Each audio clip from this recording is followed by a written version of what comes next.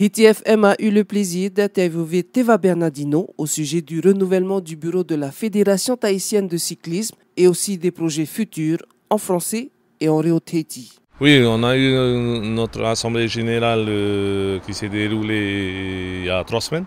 Donc j'ai été reconduit dans la liste que j'ai menée, mais avec une différence qu'on on a mis 3 femmes à l'intérieur du Conseil fédéral et à l'intérieur même des membres du bureau, puisque Cathy Danlou prend le titre de secrétaire général de la fédération et Stéphanie Chanfant, trésorière générale, et son adjointe Yvonne Taerea. Donc avec 4 vice-présidents, Jean-Pierre Lestrade, Cléline Vernaudan et Patrice Julien et Roger Taparé, ainsi que Laurent Pasquelin, secrétaire général adjoint. Donc voilà la composition de la nouvelle fédération. Et donc le calendrier pour cette année là, on va finir avec les quartiers prioritaires. Donc les quartiers prioritaires et le contrat de ville qui part de Papara jusqu'à Mahina, en incluant Montréal. Donc les mercredis après-midi et les vendredis après-midi, plus le samedi matin, notre conseil technique encadre ces après-midi-là et le samedi à initier nos gamins de la tranche d'âge de 6 à 14 ans à faire du BMX. Donc 3 séances sont faites dans l'intérieur de leur préau et les autres séances, les 14 séances, sont faites sur le terrain de BMX. Donc maintenant j'appelle les parents à ce que leurs enfants veulent pratiquer le cyclisme, que ce soit du cyclisme sur piste, au vélodrome de Fatawa ou sur la piste de BMX, à venir amener leurs enfants. Il y aura des encadrants faits pour que cette pratique du BMX puisse... Non, il y a toujours les grandes courses aussi. Oui, voilà, il y a le calendrier fédéral qui n'est pas encore arrêté, mais il y aura toujours les championnats de Polynésie, donc plus les 5 manches de la Coupe de Polynésie, à savoir aussi les déplacements des cadets et des minimes, les cadets surtout pour la France, pour les championnats de France. Et donc les autres catégories, on va voir avec la Nouvelle-Zélande. Et peut-être pour les seniors, là actuellement ils sont autour de Calédonie.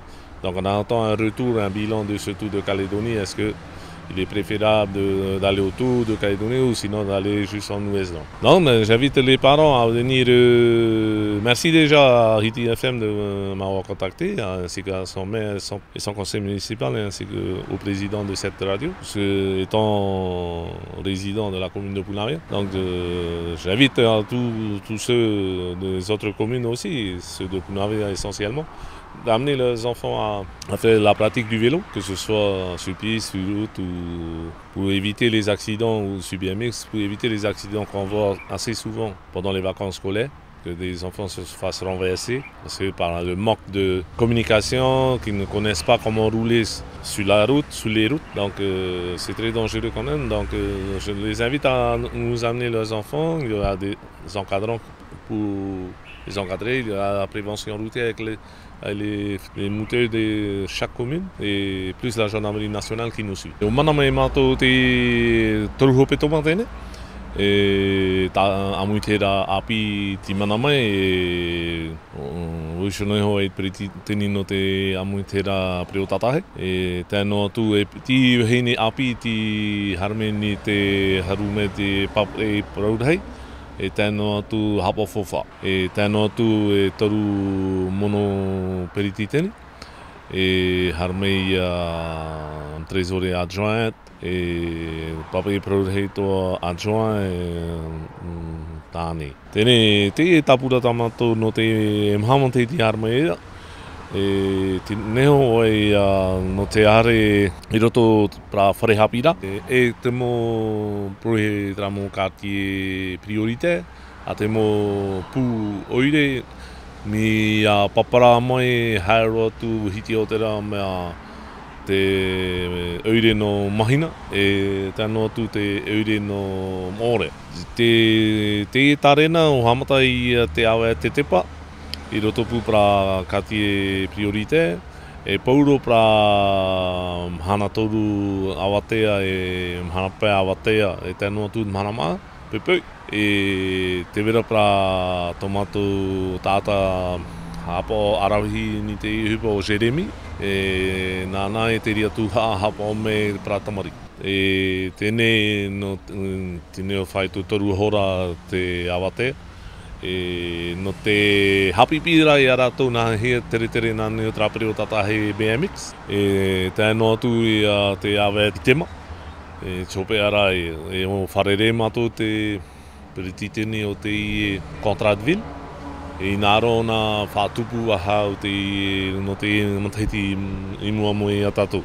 Te tare nā ia no hoe matahiti. Tēnei te tei tuha e hupato tāna e tā tamato tāta whainene o Jeremy. Wharere mato e no hare o nā naruto pra whare hapira. E no te imi trawea prohia tāmea Savoa Rule Avelo. Tatato pra hua ai no anahai. Tēnei no hapi to i arato te pē au prevention routier. Nā he tahi nani promu, a hiu me tamo te mori, si hare rato te pō, ngāne heo te parong. E tamo te preue, no te preo e i te mea matame i a rato.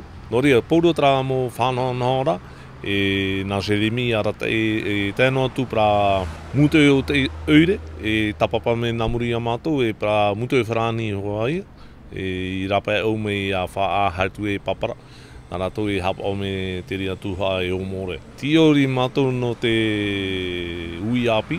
Tēnā atu ai te tārena te amuit heira. Tine ho ai te whaito rohe roto tamato Grand Prix bei te ria pra pupu. E te werau ai pra Championnat Polynésie no te pauro pra kategori. E tēnō atu te harura au no te eito te whenu. E tēnō atu e te mo whārewara pra ui api teina e hare tu e tatau me te whenua whrani no te Championnat de France. Haru me te hoe re whahiahi. E tēnō atu e ta pra senior. E hare penea tu Caledonia o re o eno New Zealand. Heita, te iho e te pore, a te wharhei me ni te pau tuo pra me tua i Naruto a whetauto pra tamari i te rato e tahi Naruto te aro. Te wera ho e moiha me ke te tato e amu i tera, no te moiha no piste o e velodrome no whatau. E te BMX o e muri metra wharetoa Carrefour arue. Te tuoro a whemeta auto pra tamari, e te wera hoi tata arawihi no te hapipi a rātou, e penea tirotu i a rātou te mowhea e eito no ananai. Te tei numera niunio? Traho e numera te pū, ha ahuru mapē, ahuru, e iwa ahuru mahoe. Tā te pū a te amunteira, te preo tatahe. Tēnō atu i au numera, wau ahuru ma hitu, hitu ahuru ma wau ahuru e pē ahuru maono. Au e numera nini.